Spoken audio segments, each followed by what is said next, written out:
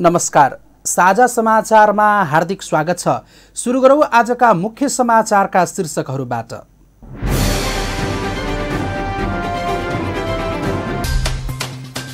नेपालमा पनि कोरोनाको तेस्रो भेरिएन्ट आउन सक्ने चिकित्सकहरूको भनाई। निषेधाज्ञा खुकुलो हुँदा संक्रमणको खतरा झनै बढ्दै।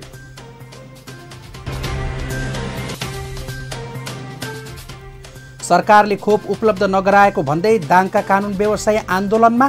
बन्दी प्रत्यक्षीकरण, थुनछेक र कोरोनाका मुद्दा मात्रै हेर्ने।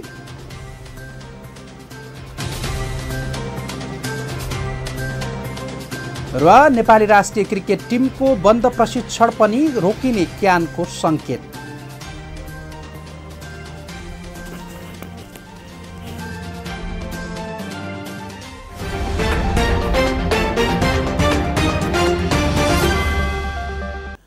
अब समाचार विस्तारमा। विश्वमा कोरोनाको तेस्रो भेरिएन्ट आउने हल्ला चलिरहेका बेला नेपालमा केही दिन सुस्ताएको कोरोना संक्रमणको दर फेरि बढ्ने आशंका गरिएको छ। सरकारले देशैभर निषेधाज्ञा खुकुलो बनाएसँगै भिडभाड बढ्दै गएको छ भने त्यसैका कारण कोरोना भाइरसको संक्रमण बढ्ने आशंका गरिँदै आएको छ। यसैबीच कोरोनाको पछिल्लो डेल्टा म्युटेसन नामक भेरिएन्ट आउने हल्लाले जनजीवनमा त्रासमा रहेको छ। चिकित्सकहरूले विश्वका धेरै देशमा देखा परेको यो भेरिएन्ट नेपालमा पनि आउन सक्ने बताएका छन्। यता विगत 2 दिनदेखि कोरोनाबाट मृत्यु हुनेको सङ्ख्या 30 भन्दा तल झरेको छ। बिहिबार 24 जना संक्रमितको मृत्यु हुँदा शुक्रबार भने 27 जना कोरोना संक्रमितको मृत्यु भएको छ। यसैगरी पछिल्लो 24 घण्टामा थप 2476 जनामा कोरोना भाइरसको संक्रमण पुष्टि भएको छ। स्वास्थ्य मन्त्रालयका अनुसार 14351 जनाको परीक्षण गर्दा पीसीआर विधिबाट 1721 र एन्टिजेन विधिबाट 755 जनामा कोरोना भाइरसको संक्रमण पुष्टि भएको हो। यही अवधिमा थप 5455 जना संक्रमण मुक्त भएका छन्। हालसम्म 8945 जनाले ज्यान गुमाइसकेका छन्। नेपालमा सक्रिय संक्रमितको सङ्ख्या 45794 रहेको छ। दाङका कानुन व्यवसायीले कोरोना विरुद्ध खोप नपाएको भन्दै शुक्रबारदेखि कानुनी सेवा बन्द गरेका छन्। बन्दी प्रत्यक्षीकरण, थुनछेक र कोरोना सम्बन्धी मुद्दा बाहेक अन्य मुद्दा कानुन व्यवसायीले शुक्रबारदेखि हेर्न छाडेका छन्। उच्च अदालत बार इकाइ तुलसीपुरका अध्यक्ष रविन्द्र कुमार धिताल र जिल्ला बार इकाइ दाङका अध्यक्ष शिवप्रसाद घिमिरेले बिहिबार नै संयुक्त रूपमा विज्ञप्ति मार्फत खोपको व्यवस्था नहुँदासम्म अत्यावश्यक बाहेक अन्य मुद्दा नहेर्ने बताउनु भएको छ। कोरोनाको जोखिम कायमै रहेको अवस्थामा अग्रपङ्क्तिमा खटिने कानुन व्यवसायलाई खोपको व्यवस्था नहुँदासम्म न्याय सम्पादन गर्न नसक्ने विज्ञप्तिमा उल्लेख गरिएको छ। उच्च अदालत तुलसीपुरले जेठ 10 गते जिल्ला कोरोना सङ्कट व्यवस्थापन केन्द्र DCCMCलाई खोपको व्यवस्था गर्नु भनी परमादेश जारी गरेको थियो। अहिलेसम्म उक्त परमादेशप्रति कुनै सुनवाई नभएपछि काम रोक्नु परेको कानुन व्यवसायीले प्रतिक्रिया दिएका छन्। राज्यको तेस्रो अङ्गको रूपमा रहेको कानुन व्यवसायप्रति राज्य उदासीन बनेको भन्दै उनीहरूले खोपको अनिवार्य व्यवस्था गर्न समेत माग गर्दै आएका छन्। रूपन्देही जिल्लामा 16वटा स्थानीय तह रहेका छन्। तीमध्ये बिहिबार 15वटा स्थानीय तहले बजेट प्रस्तुत गरिसकेका छन्। रूपन्देहीको एउटा गाउँपालिका ओम सतियाले भने आन्तरिक विवादका कारण तोकिएको समयमा बजेट र नीति तथा कार्यक्रम ल्याउन सकेको छैन। गएको वर्ष जस्तै अहिले पनि गाउँपालिकाका अध्यक्ष र वडा अध्यक्ष तथा सदस्यहरूका बीचको आन्तरिक विवादका कारण ओम सतियाले तोकिएको समयमै नीति कार्यक्रम र बजेट ल्याउन नसकेको बताइएको छ।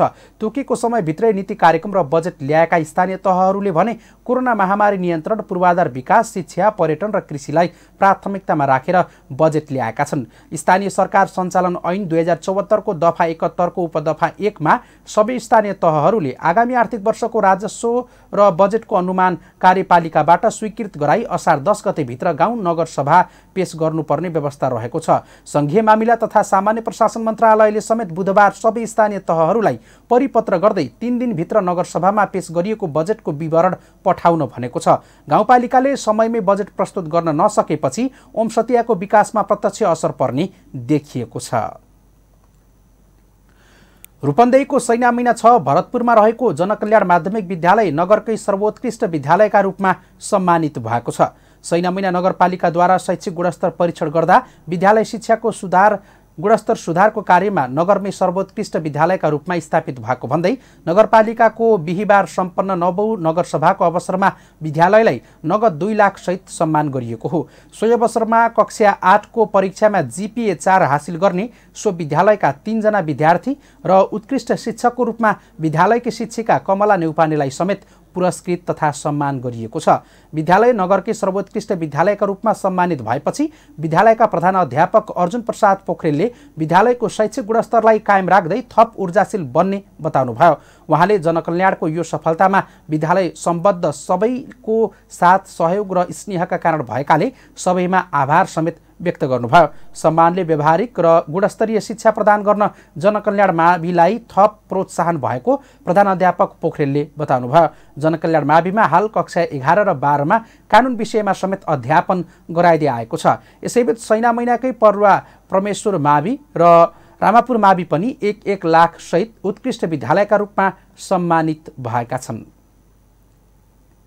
समाचारको सिलसिला अझै जारी छ, पालो विश्रामको।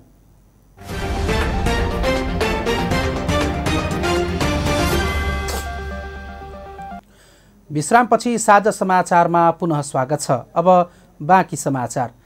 रूपन्देही व्यापार सङ्घले सम्पूर्ण उद्योगी व्यवसायीहरूलाई कोरोना विरुद्धको खोप लगाउने व्यवस्था मिलाउन सरकारसँग माग गरेको छ। सङ्घले सरकारलाई कर तिर्ने प्रमुख क्षेत्र उद्योगी व्यवसाय नै भएको हुँदा उनीहरूको सुरक्षामा गम्भीर बन्न समेत आग्रह गरेको हो। सङ्घका अध्यक्ष एमलाल लोहनीले एक विज्ञप्ति जारी गर्दै निषेधाज्ञामा पनि ज्यान जोखिममा राखेर व्यवसायीले आपूर्ति व्यवस्थालाई नियमित बनाएको बताउँदै खोप लगाउनुबाट वञ्चित गरिनु अन्याय हुने उल्लेख गर्नुभएको छ। विज्ञप्तिमा जोखिमका बीचमा पनि काम गर्ने व्यवसायलाई प्राथमिकतामा राखेर तत्काल खोपको व्यवस्था गर्न आग्रह गरिएको छ। सङ्घले खोप कार्यक्रम सञ्चालन गर्ने क्रममा प्रभावकारी तथा व्यवस्थित वितरण हुन नसकेको आवाज उठेको प्रति ध्यानाकर्षण भएको भन्दै फितलो व्यवस्थापनलाई ध्यान दिँदै तोकिएका प्राथमिकतामा पारिएका व्यक्तिहरूलाई खोपबाट वञ्चित नगर्न सुझाव पनि दिएको छ। गुल्मी जिल्लाको मालिका गाउँपालिका स्थानीय रूपमा उत्पादन गरिने घरेलु मदिरालाई ब्रान्डिङ गर्ने ऐन पारित गरेपछि चर्चामा आएको छ।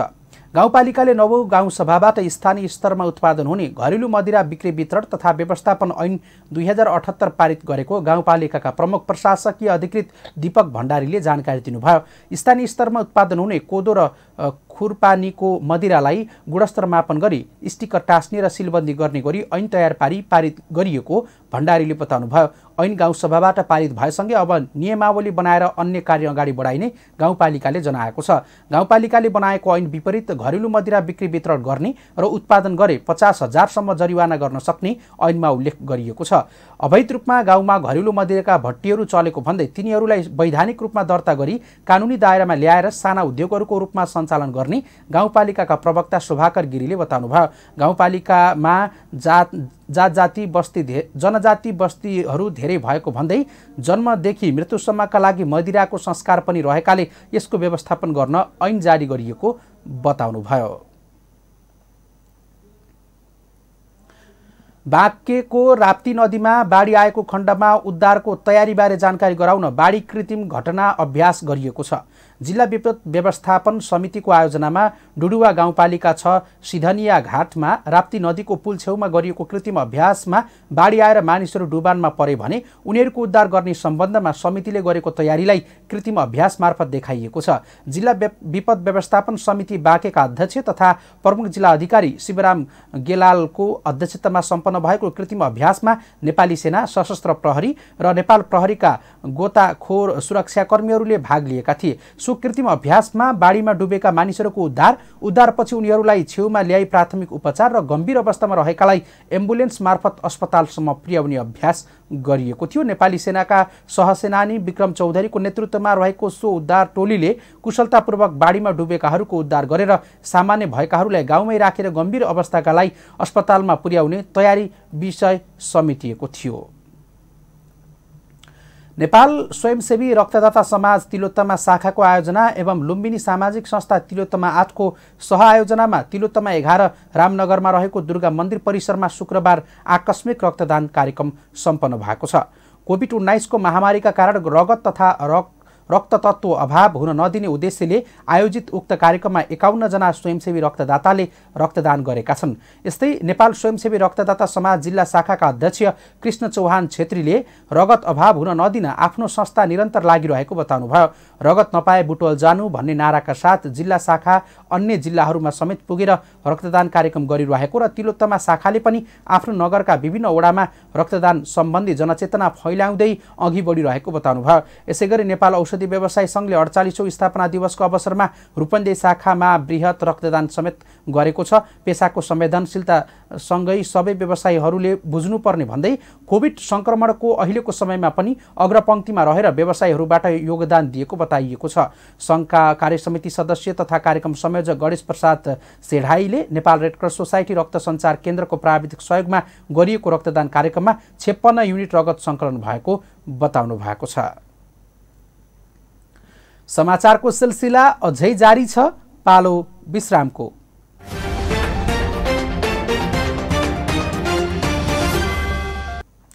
विश्रामपछि साझा समाचारमा पुनः स्वागत छ। अब बाँकी समाचार। अर्घाखाँचीको सन्धिखर्क नगरपालिकाले आर्थिक वर्ष 78-79 को नीति तथा कार्यक्रमहरूमा स्वस्थ सन्धिखर्क समृद्ध सन्धिखर्क बनाउने कार्यदिशा पारित गरेको छ।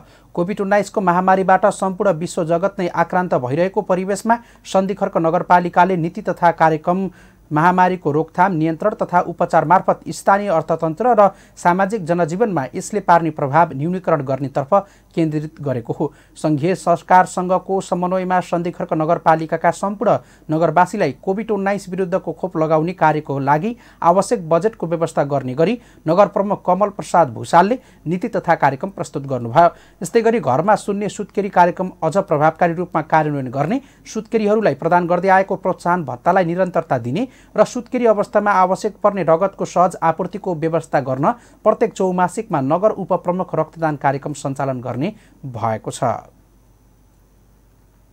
साझा समाचारमा अब पालो अन्तर्राष्ट्रिय समाचारको।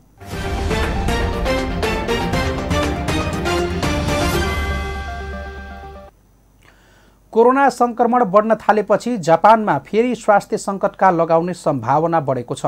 जापानका स्वास्थ्य मन्त्री टमुरा नोहिहिसाले सरकारले फेरि अर्को पटक सङ्कटकाल घोषणा गर्न सक्ने बताउनु भएको छ।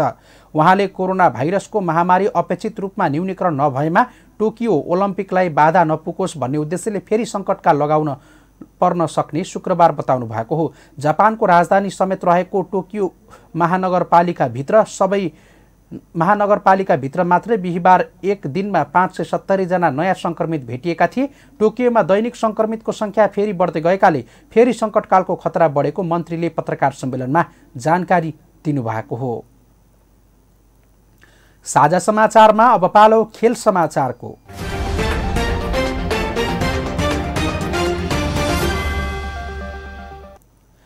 राष्ट्रिय क्रिकेट टिमको बन्द प्रशिक्षण रोकिने भएको छ। आगामी जुलाईमा स्पेनमा तय भएको विश्वकप लिग 2 अन्तर्गत नेपाल, स्कटल्यान्ड र नामिबिया सम्मिलित स्थगित भएपछि नेपालको प्रशिक्षण पनि रोकिने भएको हो। नेपाल क्रिकेट सङ्घ क्यानका अध्यक्ष चतुरबहादुर चन्दले अब प्रशिक्षण रोकिने जानकारी दिनुभयो। सिरिज स्थगित भइसकेको छ, अब टिमसँग सल्लाह गरेर 1-2 दिनमा प्रशिक्षण पनि रोकिनेछ, चन्दले भन्नुभयो। सिरिज खेल्ने टिम नामिबियामा कोरोनाको ठूलो असर रहेको प्रशिक्षण र ट्राभलमा प्रतिबन्ध रहेकाले सिरिज स्थगित गर्ने निर्णय गरेको आइसिसीले जनाएको छ। यो सिरिज अब 2022 जुलाईमा हुनेछ। यसअघि मार्चमा ओमानमा तय भएको नेपाल, ओमान र अमेरिका बीचको सिरिज पनि कोरोनाका कारण स्थगित भएको छ। क्यान अध्यक्ष चन्दले ओमानको सिरिज सेप्टेम्बरमा गर्ने बारे प्रस्ताव भएको खुलासा समेत गर्नुभयो, तर त्यसबारे कुनै निर्णय भने नभएको उहाँले बताउनु भएको छ। यिनै समाचारसँगै हामी साझा समाचारको अन्त्यमा आइसकेका छौँ। अन्त्यमा मुख्य समाचार फेरि एकपटक।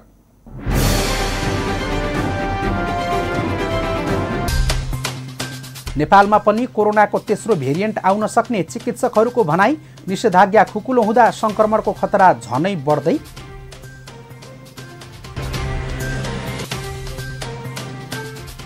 सरकारले खोप उपलब्ध नगराएको भन्दै दाङका कानुन व्यवसायी आन्दोलनमा बन्दी प्रत्यक्षीकरण, थुनचेक र कोरोनाका मुद्दा मात्रै हेर्ने।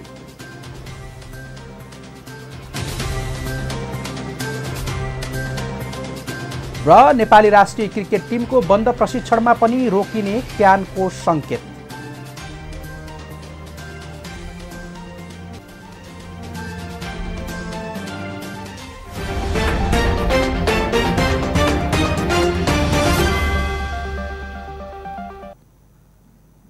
हवस् त, अहिलेका लागि साझा समाचार सकियो। अब हाम्रो भेट अर्को समाचार बुलेटिनमा हुनेछ।